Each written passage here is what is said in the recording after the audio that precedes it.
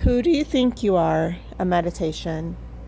Have you ever been in a situation where you show up authentically and you bring the best of who you are, and those around you say, "Who does she think she is?" We can go from being loved and adored to hated in a second. It seems the people who know us the best are sometimes the ones who get us the least. It reminds me of another guy whose family tried to hold him back.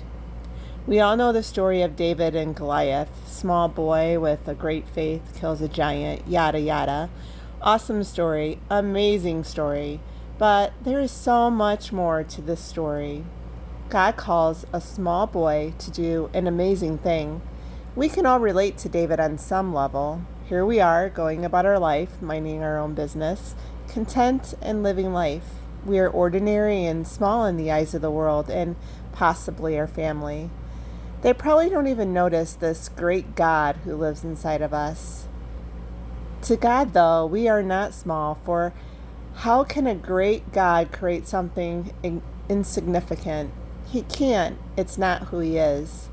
But here you are, and bam, one day out of nowhere, God calls you to do a great thing. And by the way, anything God calls you to do is great because he is great. He puts this fire in you because he is this fire. But have you ever noticed the other voices? The ones that say, "Who do you think you are?" Like David. And in 1 Samuel 17:28, David was sent by his father to check on his brothers, and David's brother Eliab said to him, "Why have you come down here? Who is watching your tiny flock in the wilderness? I'm your brother, and I know you. You're arrogant, and your heart is evil. You come to watch a battle as if it were entertainment."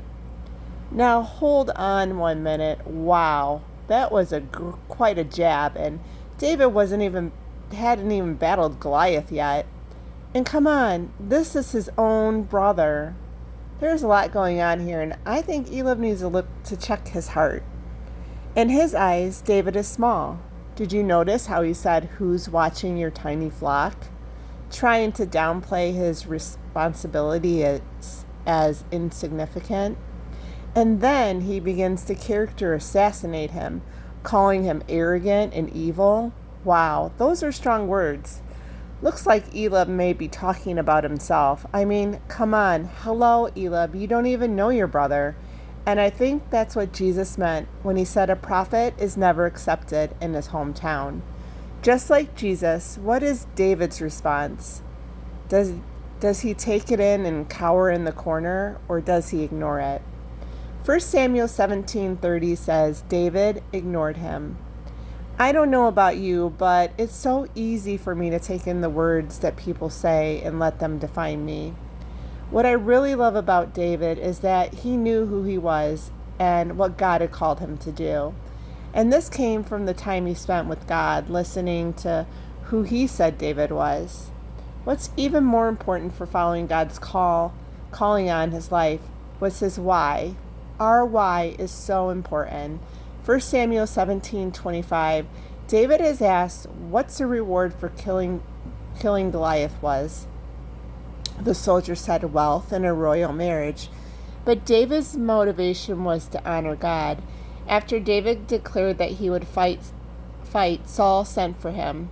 David bravely declared to the king, "Don't let anyone be frightened because of that man. I am your servant, and I will go and fight with him." Saul's response was, "Don't be ridiculous. You can't fight. You're only a youth, and he was a warrior since childhood. You lack age and experience." Have you ever been called to do something for God and an older, wiser person tells you that you can't do that? Don't ever let someone tell you that you can't do something that God has called you to do. Don't let your inexperience and age keep you from God's calling. Be like David, who told the king who he was and what he could do. Know who you are and speak your truth. In life, we surely do have our Goliaths, and we also have our smaller battles of knowing who we are and knowing the God who calls us. It's those battles of identity and purpose that prepares us for greater battles.